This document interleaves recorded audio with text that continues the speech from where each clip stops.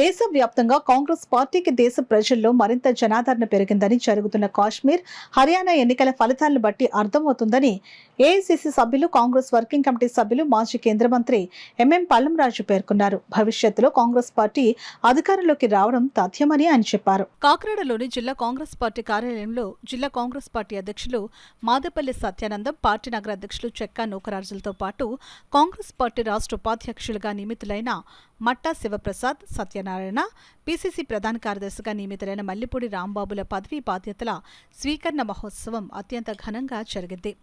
ముందుగా Kakinada town hall నుండి party Kakinada జిల్లా నూతన అధ్యక్షులుగా నియమితులైన మాదేపల్లి సత్యానందం భారీ ర్యాలీగా కాంగ్రెస్ పార్టీ కార్యాలయానికి చేరుకున్నారు.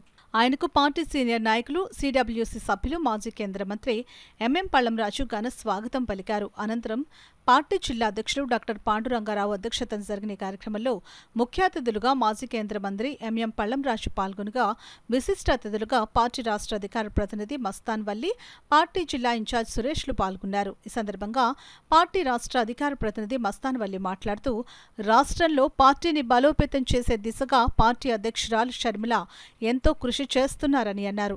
రాష్ట్రంలో వైకాపా ప్రతిపక్ష పాత్ర పోషించడం లేదని, ఆ ప్రతిపక్ష పాత్రను కాంగ్రెస్ పార్టీయే పోషిస్తుందని ఆయన చెప్పారు. మాజీ కేంద్ర మంత్రి ఎంఎం పల్లంరాజు మాట్లాడుతూ, కేంద్రంలోని బీజేపీ ప్రభుత్వం దేశంలో ప్రజల మధ్య మత విద్వేషాలు రెచ్చగొట్టి కాలయాపన చేస్తోందని అన్నారు. నిరుద్యోగం, అవినీతి విలయతాండవం చేస్తోందని ఆవేదన వ్యక్తం చేశారు. నేడు కాశ్మీర్, హర్యానా రాష్ట్రాల ఎన్నికల ఫలితాలను చూస్తుంటే కాంగ్రెస్ పార్టీకి పూర్వ వైభవం రానున్నదని ఆయన చెప్పారు.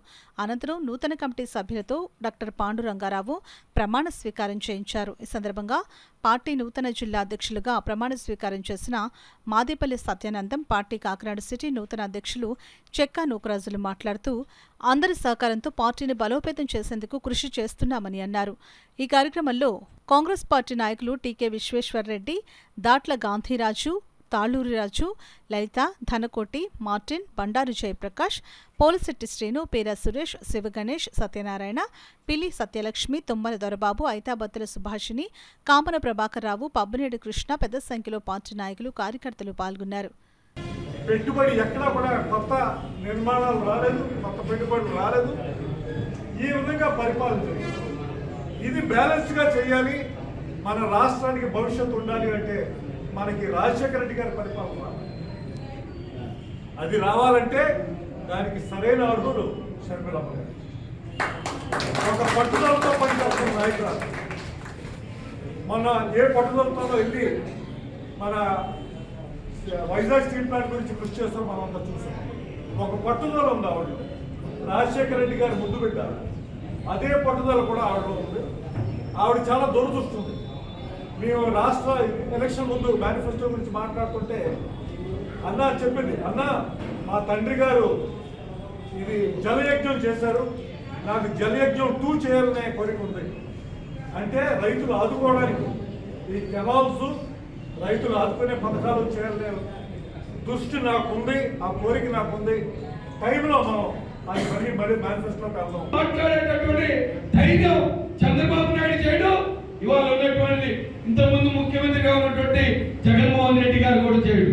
ఇటువంటి యువకులకు ఉద్యోగ అవకాశాలు దొరుకుతాయంటే దొరకనంత దూరంలో ఉన్నారు. మేము చూస్తూ ఉంటాం. ఒరిస్సాలో ఉన్నటువంటి యువత ఉద్యోగాలు దొరక్క ఆంధ్ర, తమిళనాడు, కర్ణాటక, ఢిల్లీ, బెంగళూరు వెళ్ళేటటువంటి ప్రయత్నంలో ఉన్నటువంటి పరిస్థితి. ఇవాళ ఆంధ్రలో ఉన్నటువంటి యువత ఉద్యోగాలు లేక ఎంతసేపు ఈ ఆంధ్ర రాష్ట్రంలో ఉన్నటువంటి పాలకులు కేవలం రాజకీయం చేస్తున్నారు తప్ప నాయకుడుగా ఈ రాష్ట్రానికి కావాల్సినటువంటి భావితరాలకు ఎటువంటి రాష్ట్రాన్ని అందించాలి, భావిగా తరాలకి ఈ రాష్ట్రంలో సంపద ఏ విధంగా తయారు చేయాలి. ఎస్, రాష్ట్ర విభజనప్పుడు చట్టంలో పెట్టాం, కోస్తా కారిడార్ కావాలి. విజయనగరం నుంచి చెన్నై వరకు కూడా 200 అడుగుల రూపాయల కోస్తా కారిడార్ వేస్తే ఆంధ్ర రాష్ట్రం మరో సింగపూర్ అయింది. మా స్వగ్రామం గొల్లప్రోలు, పిఠాపురం అసెంబ్లీ నియోజకవర్గం. నేను గత ఎన్నికలలో పిఠాపురం అసెంబ్లీ నియోజకవర్గ కాంగ్రెస్ పార్టీ అభ్యర్థిగా పోటీ చేసి ఉన్నాను. ఈరోజు నేను ప్రమాణం చేసినటువంటి జిల్లా కాకినాడ జిల్లా కాంగ్రెస్ అధ్యక్ష పదవి రావడానికి ముఖ్య కారకులైనటువంటి శ్రీ మల్లిపూడి మా నాయకులు శ్రీ మల్లెపూడి మంగపతి పల్లవరాజు గారికి మీ ద్వారా హృదయపూర్వక నమస్కారాలు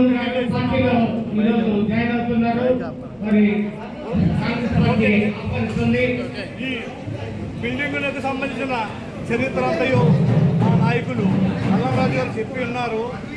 దీనికి పునర్నిర్మించుటకు ఆయన చాలా సమయాన్ని ధనాన్ని కూడా వెచ్చించి ఉన్నారు. మన ఎన్నికలు మే 13 పూర్తయిన తర్వాత నుంచి కూడా ఈ బిల్డింగ్ నిర్మాణానికి పునర్నిర్మాణానికి ఆయన సమయం అంతా కేటాయించి ముఖ్యంగా 1 నెల రోజులు ఈ బిల్డింగులో ఏర్పాటు చేసినటువంటి జాతీయ నాయకుల ఫోటోలకి చాలా సమయం వెచ్చించి అధ్యక్షుడిగా ఎన్నుకోవడం జరిగింది. నాకు ఈ అవకాశం ఇచ్చిన పెద్దలు గౌరవనీయులు మా పల్లవరాజు గారికి నేను పాదాబంధం చేసుకుంటున్నాను. ముఖ్యంగా నాకు ఇచ్చిన ఈ యొక్క స్థానాన్ని సద్వినియోగం చేసుకుంటే ప్రజల్లో కలిగి కాంగ్రెస్ పార్టీని బలోపేతం చేస్తానని నేను చెప్తున్నాను. అదేవిధంగా రాబోయే మున్సిపల్ ఎన్నికల్లో కూడా మంచి పాత్ర పోషించి కనీసం 10-15 వార్డు కార్పొరేటర్లు గెలిపించుకుంటానని మీడియా ద్వారా